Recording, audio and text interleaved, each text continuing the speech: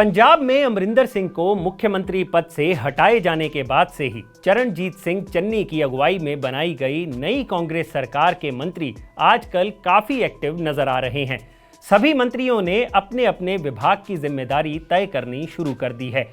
इन active मंत्रियों की list में पंजाब के ट्रांसपोर्ट मिनिस्टर अमरिंदर सिंह राजा वड़िंग का नाम सबसे ऊपर है, जो आजकल टीवी कैमरों को साथ लेकर सड़कों पर प्राइवेट बसों को घेरकर उनके परमिट और परमिशन चेक कर रहे हैं।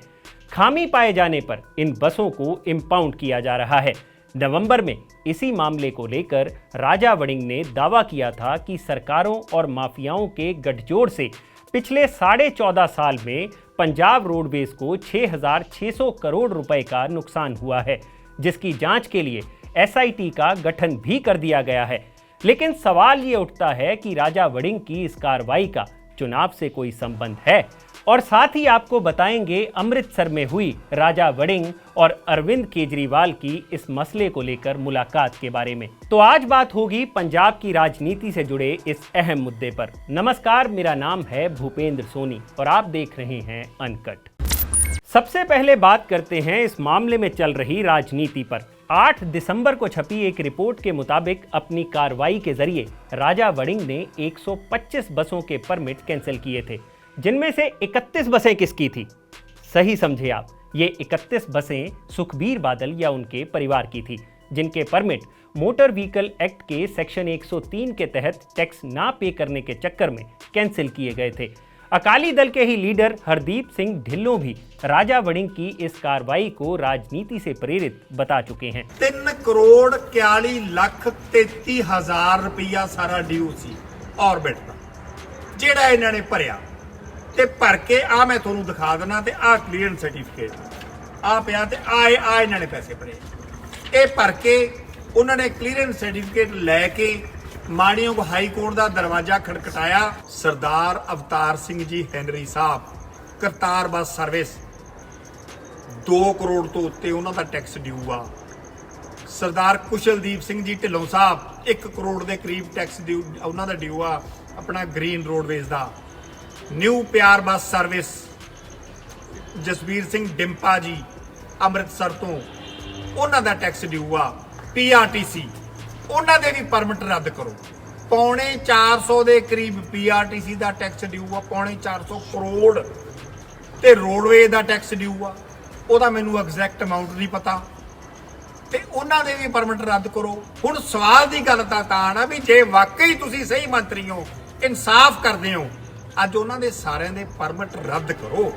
असल में ढिल्लों भी न्यू दीप बस सर्विस के मालिक हैं और उनकी बसों के परमिट भी कैंसिल किए गए हैं। जो नहीं जानते उनको बता दें कि ढिल्लों मुक्तसर के गिद्दड़बाहा से अकाली दल के कैंडिडेट हैं और वो राजा वड़िंग के खिलाफ पिछला चुनाव भी लड़ चुके हैं। ढिल्लों ने राजा वड़िंग पर यह भी आरोप लगाए थे कि पंजाब भर में लगभग 600 प्राइवेट बसों के मालिकों के परमिट एक्सपायर्ड हैं, लेकिन एक्शन सिर्फ अकाली दल लीडर्स की बसों पर ही लिया जा रहा है। दिसंबर की शुरुआत में ही पंजाब एंड हरियाणा कोर्ट ने पंजाब सरकार को इंपाउंड की गई प्राइवेट बसों को रिलीज करने का ऑर्डर दिया था, लेकिन ढिल्लों ने तब आरोप लगाया था कि कोर्ट के ऑर्डर के बावजूद भी सिर्फ 24 बसों को ही छोड़ा गया था, जबकि ढिल्लों के मुताबिक वड़िंग द्वारा 87 बसों को इंपाउंड किया गया था। खैर, ये तो हुई राजा वड़िंग की कार्रवाई पर उठाई जा रही उंगलियों की बात, लेकिन अब लगे हाथ राजा वड़िंग का वर्जन भी जान लेते हैं। नवंबर महीने में राजा वड़िंग ने एक प्रेस कॉन्फ्रेंस के जरिए अकाली दल और कैप्टन अमरिंदर सिंह की सरकार पर 6,600 करोड़ के स्कैम का आरोप लगाया था, जिसमें उन्होंने बताया कि कैसे 14.5 साल में सरकारी खजाने की लूट की गई। वड़िंग ने बताया था कि उनके ट्रांसपोर्ट मिनिस्टर बनने के बाद पंजाब रोडवेज और PRTC की इनकम में लगभग 42% का इजाफा हुआ है और ये दोनों डिपार्टमेंट मिलकर 1 करोड़ रुपए रोजाना कमाने लग गए हैं।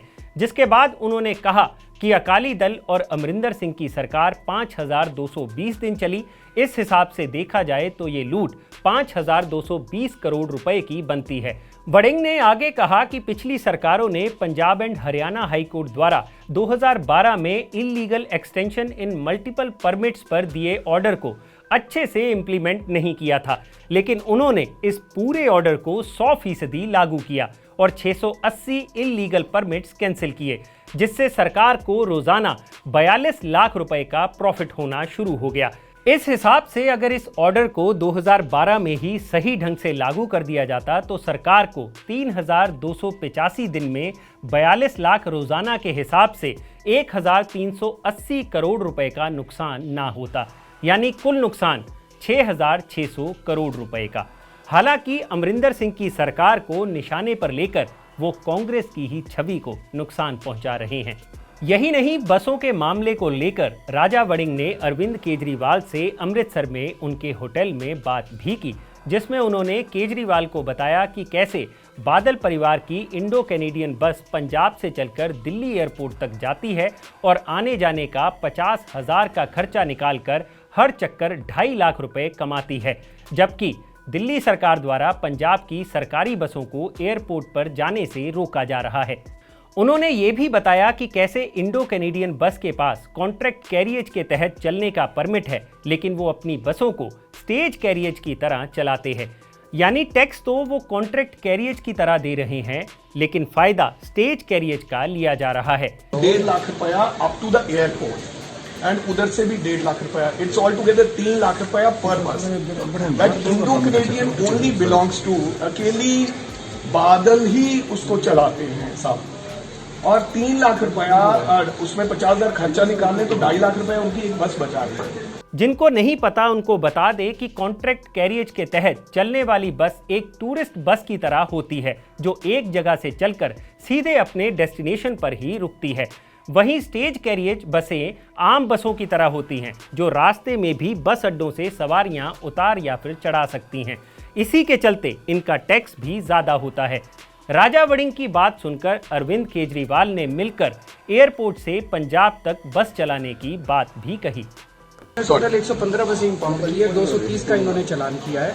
But you are very right, आप और हम मिलके और हम वहाँ पे बसें चलाते हैं। खैर, ये तो हुआ ताज़ा मामला। अब जाते जाते आप अकाली दल और राजा वड़िंग के पुराने प्यार के बारे में भी जान लीजिए, और ये प्यार है पंजाब के मुक्तसर की गिद्दड़बाहा सीट। 1969 से 2012 तक इस सीट पर अकाली दल का ही कब्जा था, लेकिन साल 2012 में अकाली दल को अपने ही स्ट्रॉन्ग होल्ड में हार का मुंह देखना पड़ा था और 43 साल बाद अकाली दल को अपने ही स्ट्रॉन्ग होल्ड में हराने वाले थे अमरिंदर सिंह राजा वड़िंग। बस तभी से अकाली दल और राजा वड़िंग में राजनीतिक दुश्मनी चल रही है। 2012 से लेकर अब तक वड़िंग ही गिद्दड़बाहा के एमएलए बने हुए हैं।